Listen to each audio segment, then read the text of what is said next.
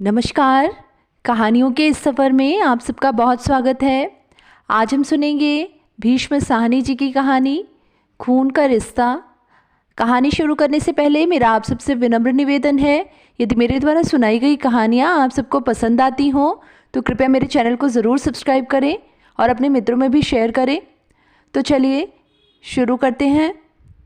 खाट की पार्टी पर बैठा चाचा मंगल सेन हाथ में चीलम थामे सपने देख रहा था। उसने देखा कि वह समधियों के घर बैठा है और वीर जी की सगाई हो रही है। उसकी पगड़ी पर केसर के छींटे हैं और हाथ में दूध का गिलास है जिसे वह घूट घूट करके पी रहा है। दूध पीते हुए कभी बादाम की गिरी मुंह में जाती है, कभी पिस्ते की। बाबूजी पास खड़े समधियों से उसका परिचय करा रहे हैं।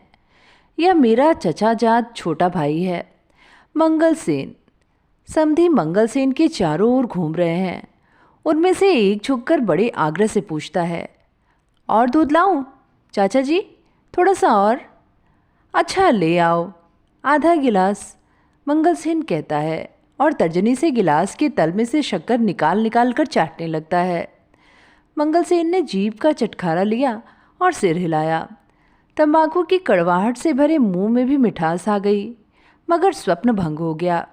हल्की सी झुरझुरी मंगल सेन के सारे बदन में दौड़ गई और मन सगाई पर जाने के लिए ललक उठा। यह स्वप्नों की बात नहीं थी, आज सचमुच भतीजे की सगाई का दिन था। बस थोड़ी देर बाद ही सगे संबंधी घर आने लगेंगे। बाजा बजेगा, फिर आगे आगे बाबूजी, पीछे पीछे मंगल सेन और घर के अन्य संबंधी सभी सड़क पर चलते हुए समधियों के घर जाएंगे। मंगल सेन के लिए खाट पर बैठना असंभव हो गया। बदन में खून तो छटाक भर था, मगर ऐसा उछलने लगा कि बैठने नहीं देता था। ऐन उसी वक्त कोठरी में संतू आ पहुंचा और खाट पर बैठकर मंगल सेन के हाथ में से चीलम लेते हुए बोला, तुम्हें सगाई पर नहीं ले जाएंगे चाचा? चाचा मंगल सेन के बदन में सिर से पांव तक लर्जिश हुई, पर यह सोचकर कि संतू खिलवाड़ कर रहा है, बोला, बड़ों के साथ मजाक नहीं किया करते, कई बार कहा है। मुझे नहीं ले जाएंगे तो क्या तुम्हें ले जाएंगे? किसी को भी नहीं ले जाएंगे तो क्या तुम्हें ले जाएंगे? किसी को भी नहीं ले जाएंगे। वीर जी कहते हैं सगाई डलवाने सिर्फ बाबूजी जाएंगे और कोई नहीं जाएगा। वीर जी आए हैं? चाचा मंगल सेन के बदन में फिर लर्जिश हुई और दिल धक धक करने लगा। संतू घर का पुराना नौकर था, क्या मालूम ठीक ही कहता हो। ऊपर चलो, सब लोग खाना खा रहे हैं। संतू ने चीलम के 2 कश लगाए, फिर चीलम को ताक पर रखा और बाहर जाने लगा। दरवाजे के पास पहुंचकर उसने फिर एक बार घूमकर हंसते हुए कहा, तुम्हें नहीं ले जाएंगे चाचा, लगा लो शर्त, 2-2 रुपए की शर्त लगती है। सब बकबक नहीं कर, जा अपना काम कर। ऊपर रसोई घर में सचमुच बहस चल रही थी। संतू ने गलत नहीं कहा था। रसोई घर में एक तरफ दीवार के पास पीठ लगाए बाबूजी बैठे खाना खा रहे थे। चौके के ऐन बीच में वीर जी और मनोरमा भाई बहन एक साथ एक ही थाली में खाना खा रहे थे।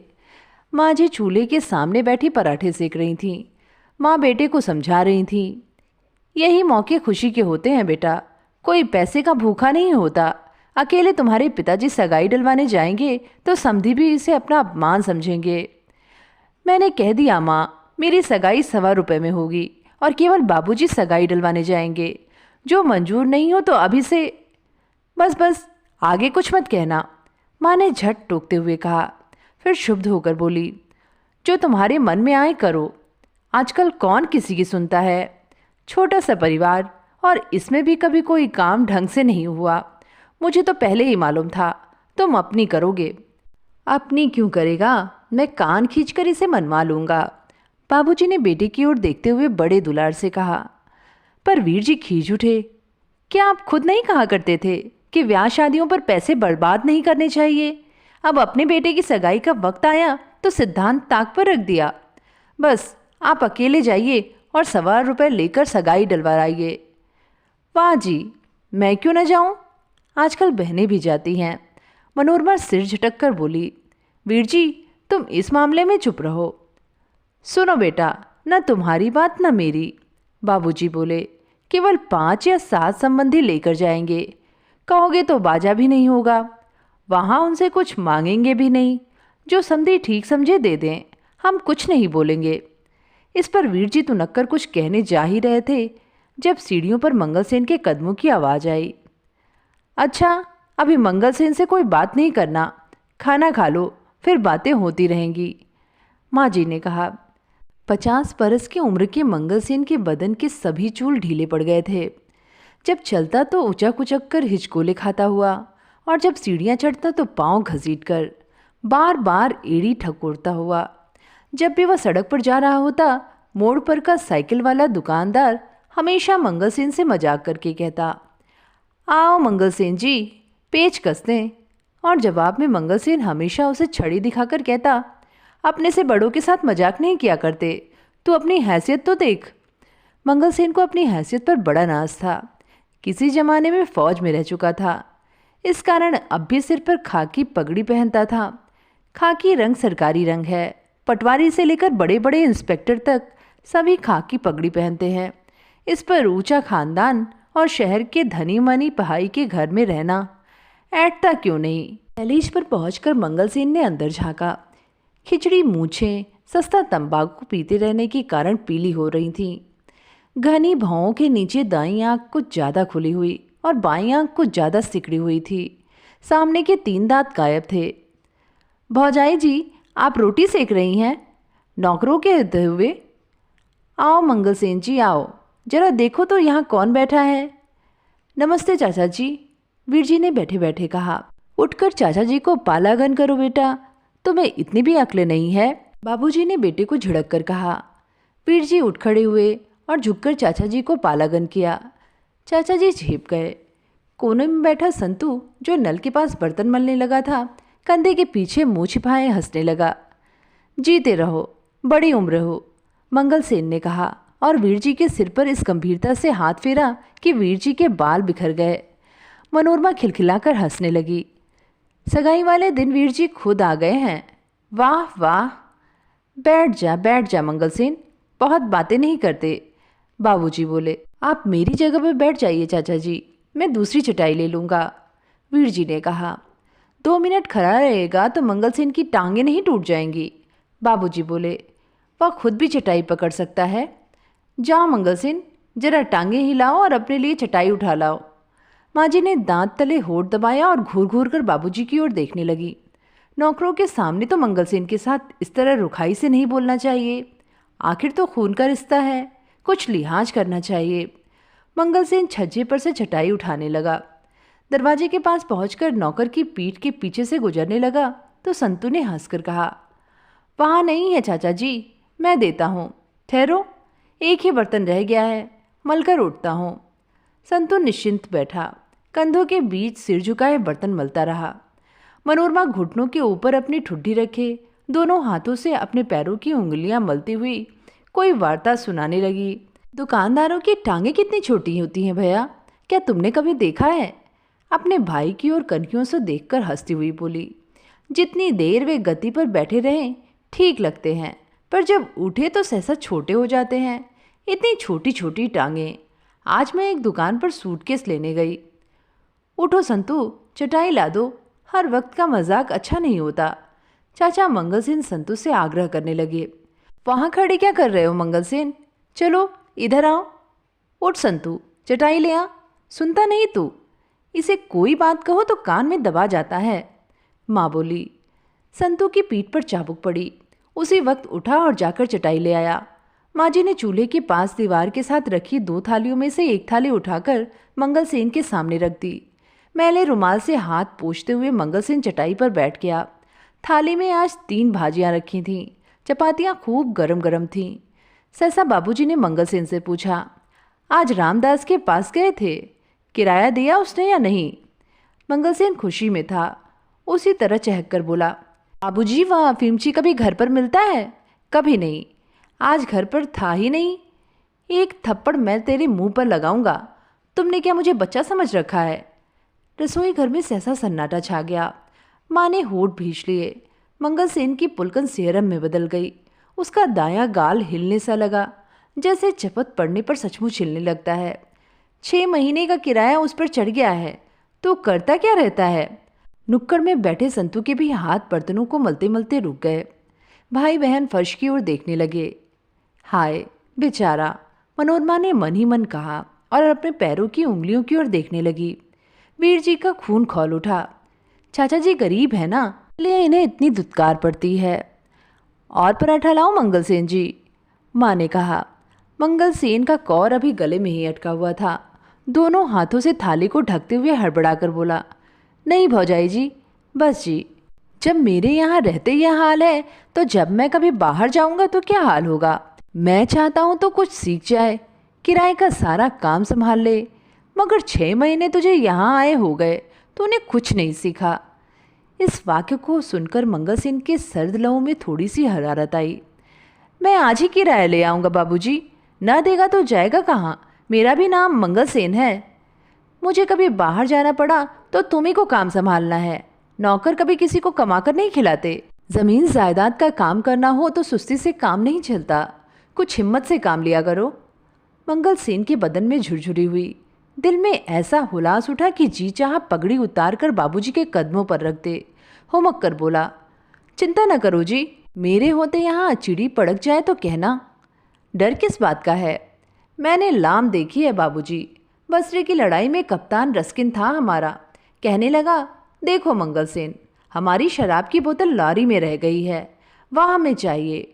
उधर मशीन गन चल रही थी। मैंने कहा, अभी लो जी साहब, और मैं अकेले वहाँ से बोतल निकाल लाया।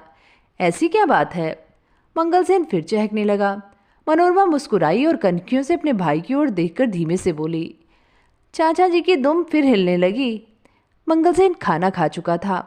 उठते हुए हंसकर बोला, तो 4 बजे चलेंगे ना सगाई डलवाने? तू जा अपना काम देख, जो ज़रूरत होगी तो तुम्हें बुला लेंगे, बाबूजी बोले। चाचा मंगल सेन का दिल धक्क से रह गया। संतोष शायद ठीक ही कहता था, मुझे नहीं ले चलेंगे। उसे रुलाई सी आ गई, मगर फिर चुपचाप उठ खड़ा हुआ। बाहर जाकर जूते पहने, छड़ी उठाई और झूलता हुआ सीढ़ियों की ओर जाने लगा। वीर जी का चेहरा क्रोध और लज्जा से तमतमा उठा। मनोरमा को डर लगा कि बात और बिगड़ेगी। वीर जी कहीं बाबूजी से न उलझ बैठे। माँ जी को तो बुरा लगा। धीमे से कहने लगी, देखो जी, नौकरों के सामने मंगल सेन की इज्जत आबरू का कुछ तो ख्याल रखा करो। आखिर तो खून का रिश्ता है, कुछ तो मुंह मुलाहिजा रखना चाहिए। दिन भर अपना काम करता है। मैंने उसे क्या कहा है? बाबूजी ने हैरान होकर पूछा। यूँ रुखाई के साथ नहीं बोलते, वह क्या सोचता होगा। इस तरह बेआबरू किसी की नहीं करनी चाहिए। क्या बक रही हो? मैंने उसे क्या कहा है? बाबूजी बोले। फिर सहसा वीर जी की ओर घूमकर कहने लगे, अब तू बोल भाई, क्या कहता है? कोई भी काम ढंग से करने देगा या नहीं? मैंने कह दिया पिताजी, आप अकेले जाइए और 1.25 रुपये लेकर सगाई डलवा लाइए। रसोई घर में चुप्पी छा गई। इस समस्या का कोई हल नजर नहीं आ रहा था। वीर जी टस से मस नहीं हो रहे थे। सहसा बाबूजी ने सिर पर से पगड़ी उतारी और सिर आगे को झुकाकर बोले, कुछ तो इन सफ़ेद बालों का ख्याल कर, क्यों हमें रुसवा करता है? वीर जी गुस्से में थे। चाचा मंगल सेन गरीब हैं, इसलिए उसके साथ ऐसा बुरा व्यवहार किया जाता है। यह बात उसे खल रही थी, मगर जब बाबूजी ने पगड़ी उतारकर अपने सफ़ेद बालों की दुहाई दी तो सहम गया। फिर भी साहस करके बोला, यदि आप अकेले नहीं जाना चाहते हैं तो चाचा जी को साथ ले जाइए, बस 2 जने चले जाए। कौन से चाचा जी को? माँ जी ने पूछा। चाचा मंगल सेन को। कोने में बैठे संतू ने भी हैरान होकर सिर उठाया। माँ झट से बोली, हाय हाय बेटा, शुभ शुभ बोलो। अपने रईस भाइयों को छोड़कर इस मरदूत को साथ ले जाए, सारा शहर थू थू करेगा। माँ जी, अभी तो आप कह रही थी खून का रिश्ता है। किधर गया खून का रिश्ता? चाचा जी गरीब हैं इसलिए। मैं कब कहती हूँ यह ना जाए, लेकिन और संबंधी भी तो जाएं। अपने धनी मनी संबंधियों को छोड़ दें और इस बहुरूपियों को साथ ले जाएं। क्या यह अच्छा लगेगा? तो फिर बाबूजी अकेले जाएं। वीर जी परेशान हो उठे।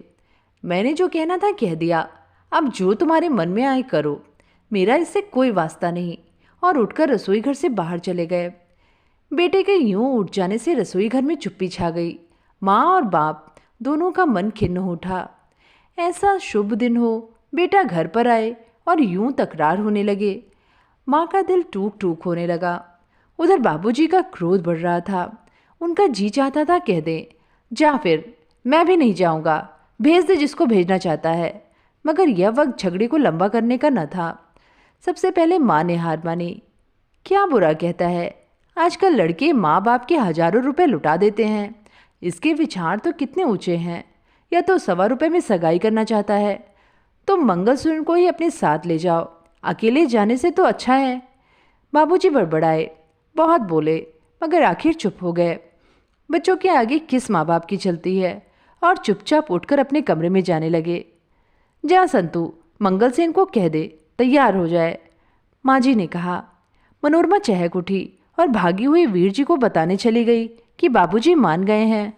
मंगलसेन को जब मालूम हुआ कि अकेला वही बाबूजी के साथ जाएगा, तो कितनी ही देर तक वह कोठरी में उचकता और चक्कर लगाता रहा। बदन का छटाक पर खून फिर उछलने लगा। जी चाहा कि संतू से उसी वक्त शर्त की 2 रुपए रखवा ले। क्यों न हो, आखिर मुझसे बड़ा संबंधी भी है कोई। मुझे नहीं ले जाएंगे तो किसे ले जाएंगे? मैं और बाबूजी ही इस घर के कर्ता धर्ता हैं, और कौन है? जितना ही अधिक वह इस बात पर सोचता, उतना ही अधिक उसे अपने बड़प्पन पर विश्वास होने लगा। आखिर उसने कोने में रखी ट्रंकी को खोला और कपड़े बदलने लगा। घंटा भर बाद जब मंगलसेन तैयार होकर आंगन में आया, तो माँ जी का दिल बैठ गया। यह सूरत लेकर समधियों के घर जाएगा।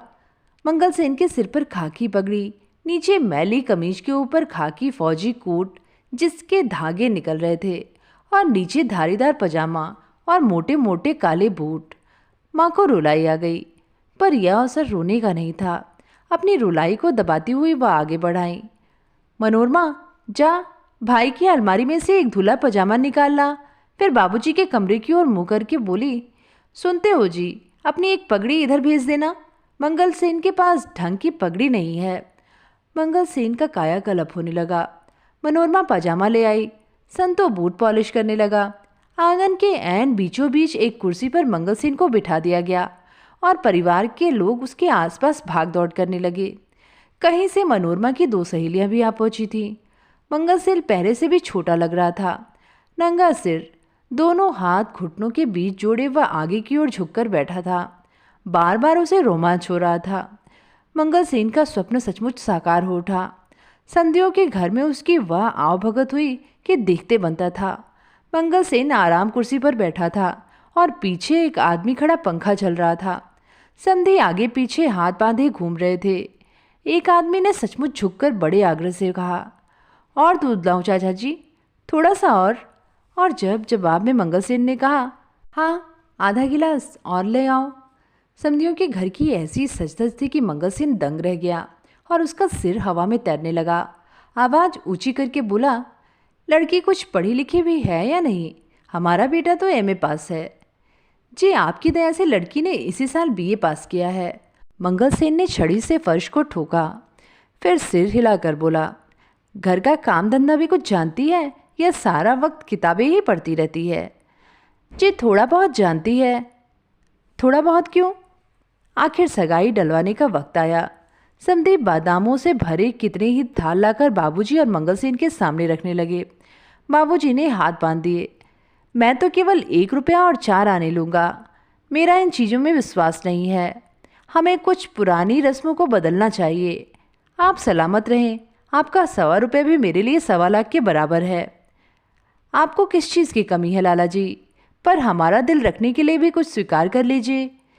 बाबूजी मुस्कुराए। नहीं महाराज, आप मुझे मजबूर ना करें। यह उसूल की बात है। मैं तो 1.25 रुपये ही लेकर जाऊंगा। आपका सितारा बुलंद रहे। आपकी बेटी हमारे घर आएगी तो साक्षात लक्ष्मी विराजेगी। मंगलसेन के लिए चुप रहना असंभव हो गया। हुमक कर बोला, एक बार कह जो दिया कि हम 1.25 रुपये ही लेंगे। आप बार बार तंग क्यों करते हैं? बेटी के पिता हंस दिए और पास खड़े अपने किसी संबंधी के कान में बोले, लड़के के चाचा हैं, दूर के, घर में टिके हुए हैं। लाला जी ने आसरा दे रखा है। आखिर समधी अंदर से एक थाल ले आए जिस पर लाल रंग का रेशमी रुमाल बिछा था और बाबूजी के सामने रख दिया। बाबूजी ने रुमाल उठाया तो नीचे चांदी के थाल में चांदी की 3 चमचम करती कटोरियाँ रखी थी। एक में केसर, दूसरी में रांगला धागा, तीसरी में एक चमकता चांदी का रुपया और चमकती चवन्नी। इसके अलावा 3 कटोरियों में 3 छोटे छोटे चांदी के चम्मच रखे थे। आपने आखिर अपनी ही बात की। बाबूजी ने हंसकर कहा, मैं तो केवल 1.25 लेने आया था, मगर थाल स्वीकार कर लिया। और मन ही मन कटोरियों, थाल और चम्मचों का मूल्य आंकने लगे। मनोरमा और उसकी सहेलियां छज्जे पर खड़ी थीं जब दोनों भाई सड़क पर आते दिखाई दिए। मंगल सेन के कंधे पर थाल था, लाल रंग के रुमाल से ढका हुआ, और आगे आगे बाबूजी चले आ रहे थे। वीर जी अब भी अपने कमरे में थे और पलंग पर लेटे किसी नॉवेल के पन्नों में अपने मन को लगाने का विफल प्रयास कर रहे थे। उनका माथा थका हुआ था, मगर हृदय धूमिल भावनाओं से उद्वेलित होने लगा था। क्या प्रभा मेरे लिए भी कोई संदेश भेजेगी? 1.25 में सगाई डलवाने के बारे में वह क्या क्या सोच रही होगी? मन ही मन तो ज़रूर मेरे आदर्शों को सराहती होगी। मैंने एक गरीब आदमी को अपनी सगाई डलवाने के लिए भेजा। इससे अधिक प्रत्यक्ष प्रमाण मेरे आदर्शों का और क्या हो सकता है? लाख लाख बधाइयाँ भौजाई जी। घर में एक कदम रखते ही मंगल सेन ने आवाज़ लगाई। मनोरमा और उसकी सहेलियाँ भागती हुई जंगले पर से आ गईं। बाबूजी गंभीर मुद्रा बनाए आंगन में आए और छड़ी कोने में रखकर अपने कमरे में चले गए। मनोरमा भागती हुई नीचे गई और झपट कर थाल चाचा मंगल सेन के हाथ से छीन लिया। कैसी पगली है, 2 मिनट भी इंतजार नहीं कर सकती? वाह रे वाह, मनोरमा ने हंसकर कहा। बाबूजी की पगड़ी पहन ली तो बाबूजी ही बन बैठे हैं। लाइए, मुझे दीजिए, आपका काम पूरा हो गया। माँ जी की दोनों बहनें जो इस बीच आ गई थीं, माँ जी से गले मिल मिलकर बधाई देने लगीं। आवाज़ सुनकर वीर जी भी जंगले पर आ खड़े हुए और नीचे आंगन का दृश्य देखने लगे। थाल पर रखे लाल रुमाल को देखते उनका रोम रोम पुलकित हो उठा। सहसा ही वह ससुराल की चीज़ों से गहरा लगाव महसूस करने लगे। इस रुमाल को ज़रूर प्रभा ने अपने हाथ से छुआ होगा। उनका जी चाहा कि रुमाल को हाथ में लेकर चूम ले। इस भेंट को देखकर उनका मन प्रभा से मिलने के लिए बेताब होने लगा। माँ जी ने थाल पर से रुमाल उठाया। चमकती कटोरियाँ, चमकता थाल, बीच में रखे चम्मच। वीर जी को महसूस हुआ जैसे प्रभा ने अपने गोरे गोरे हाथों से इन चीज़ों को करीने से सजा कर रखा होगा। पानी पिलाओ संतू। चाचा मंगल सेन ने आंगन में कुर्सी पर बैठते हुए टांग के ऊपर टांग रखकर संतू को आवाज़ लगाई। इतने में माँ जी को याद आई, 3 कटोरियाँ और 2 चम्मच। यह क्या हिसाब हुआ? क्या 3 चम्मच नहीं दिए समधियों ने? फिर बाबूजी के कमरे की ओर मुँह करके बोली, अजय सुनते हो? तुम भी कैसे हो? आज के दिन भी कोई अंदर जा बैठता है। क्या है? बाबूजी ने अंदर से ही पूछा। कुछ बताते तो सही, समधियों ने क्या कुछ दिया है? बस थाल में जो कुछ है वही दिया है। तेरे बेटे ने मना जो कर दिया था। क्या 3 कटोरियाँ और 2 चम्मच थे? नहीं तो चम्मच भी 3 थे। चम्मच तो यहाँ सिर्फ 2 रखे हैं। नहीं नहीं, ध्यान से देखो, ज़रूर 3 होंगे। मंगल सेन से पूछो, वही थाल उठाकर लाया था। मंगल सेन जी, तीसरा चम्मच कहाँ है? मंगल सेन संतू को सगाई का ब्यौरा दे रहा था। समधी हमारे सामने हाथ बांधे यूं खड़े थे जैसे नौकर हों। लड़की बड़ी सुशील है, बड़ी सलीके वाली है, बीए पास है, सीना पिरोना भी जानती है। मंगल सेन जी, तीसरा चम्मच कहाँ है? कौन सा चम्मच? वही थाल में होगा। मंगल सेन ने लापरवाही से जवाब दिया। थाल में तो नहीं है। तो उन्होंने 2 ही चम्मच दिए होंगे। बाबूजी ने थाल लिया था। हमें बेवकूफ़ बना रहे हो मंगल सेन जी, तुम्हारे भाई कह रहे हैं 3 चम्मच थे। इतने में बाबूजी की गरज सुनाई दी। इसीलिए मेरे साथ गए थे कि चम्मच कहाँ आओगे। कुछ नहीं तो 5-5 रुपए का एक एक चम्मच होगा। मंगल सेन ने भी उसी लापरवाही से कुर्सी पर से उठकर कहा, मैं अभी जाकर पूछ आता हूँ। इसमें क्या है, हो सकता है उन्होंने 2 ही चम्मच रखे हों। वहाँ कहाँ जाओगे? बताओ चम्मच कहाँ है? सारा वक्त तो थाल पर रुमाल रखा था।